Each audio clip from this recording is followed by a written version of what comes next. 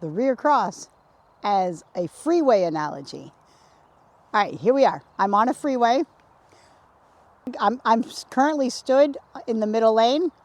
Orange pole to my right is the slow lane. Orange pole to my left is the fast lane. And the blue pole is the middle lane, which is the lane that the dog always travels in.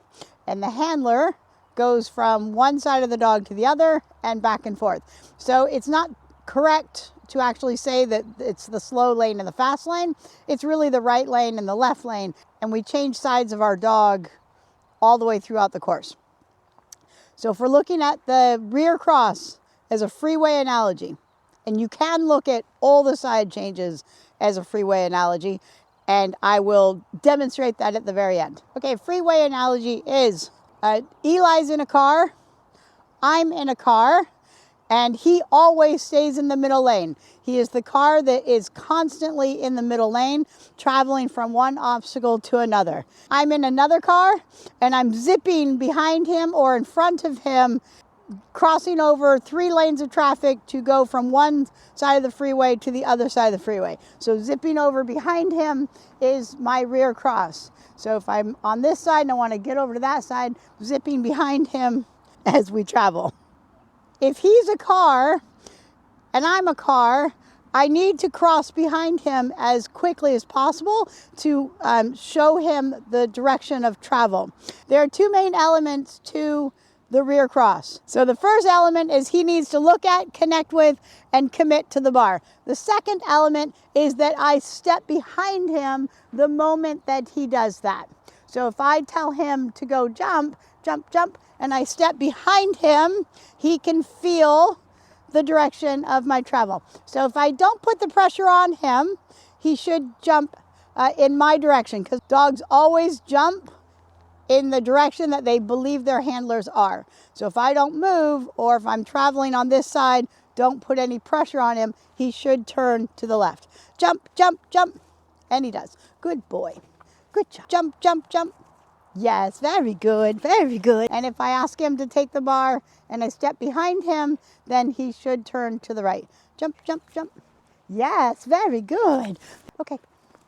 Yes, very good, very good. So if Eli's in the middle lane and he's in one car and I'm in my lane in another car, what happens when we are going between obstacles is if I speed up, generally the dog speeds up. If I slow down, the dog slows down.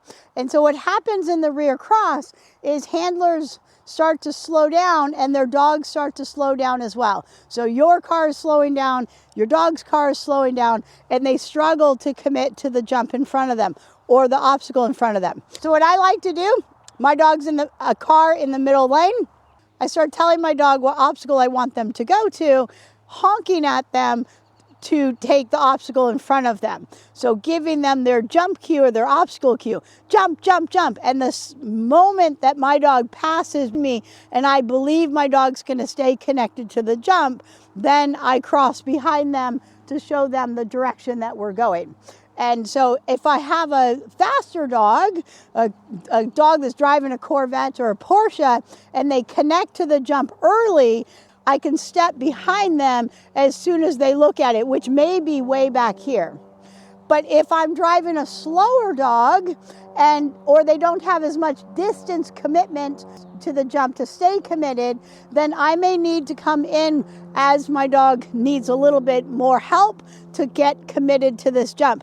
But the whole time that I'm doing that, I'm going to honk at my dog to take the obstacle that's in front of them. And if they're looking at me, I'm going to try and be in front of them to help them grab the obstacle that I want. And once they start looking at it, then I leave them to take that step across their path. So my slower dog, my pedal car dog, I start honking at them. And the moment that they look like they're going to take the bar and stay committed, I step behind them to help show them the direction that they're going. When I'm honking at my dog, if I'm off too far, if my path is too far off the dog, there's not enough pressure to show them that they're turning away from me.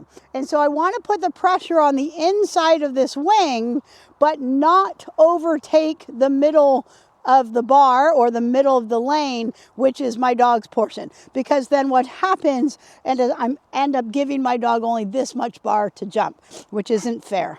Even small dogs need and want a fair amount of bar to jump. And they generally won't bite you to tell you to get off their line. So you got to give them their path, but put the pressure on the inside of this wing so that you can step over at the right moment to show them the side change. Before, I talked about the two critical elements is the dog committing to the bar and then the handler stepping behind. That is the handler's job. So the dog's job is to stay committed, but the dog also has another element that is really important to make sure that you train it, and that is that the dog understands how to flip their head from side to side without spinning on you. And so the rear cross is them learning to do that head flip while coming onto the bar. All right, so I said I would show you a freeway analogy with all the side changes. Rear cross, going behind them. The blind cross is me skipping over 3 lanes of traffic in front of my dog. So I have to speed up to cross 3 lanes of traffic in front of my dog. And as I cross over that center line is my side change. The front cross, on a freeway analogy, it's a little bit of reckless driving, and that is spinning in front of your dog to get the side change. So you've got your car driving, you're going to race ahead of your dog, spin in front of them to get the side change. All right, one more last thing. If Eli's approximately this long, so he's approximately that long, good boy.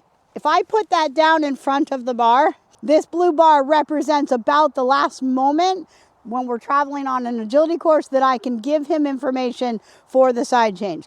And if I am here telling him to turn away from me, he won't have enough time to read the side change because I've run out of real estate, I've run out of room in order to sidestep him before he lifts. And most dogs, once they lift their feet off the ground, it's very, very difficult for them to change direction because if you're here, then they naturally want to turn into you. So if you're already at the jump, there's a real high likelihood that he is going to jump in the direction that I am, then spin and come find me as I step across. So he'll go that way as I go this way.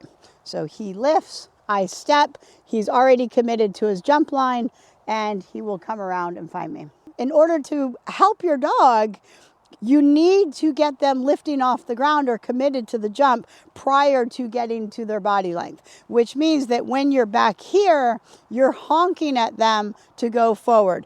If they're looking at you, then they're not committed, and that's the part that you want to help train, is you can take a jump from this distance at least and get the bar without me so that I have time to show you the new direction. If you are here, one of the only ways to save a rear cross this close to the bar is with a verbal cue.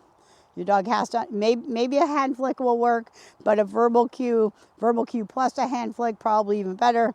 But usually once they're here and they're lifting, they're gonna jump in the direction that you are. They're gonna curl towards you. Freeway analogy. Dog has the middle lane, stay out of it until they pass you, then zip across 3 lanes super quick. If they fail to look at the bar, honk at them, keep telling them what they're supposed to be looking at, tell them what they're supposed to be doing, jump, jump, jump, step behind them, and give them the side change. Jump, jump, jump, step behind them. Good boy. Very good. Superman. Superman. You're the best. Happy driving.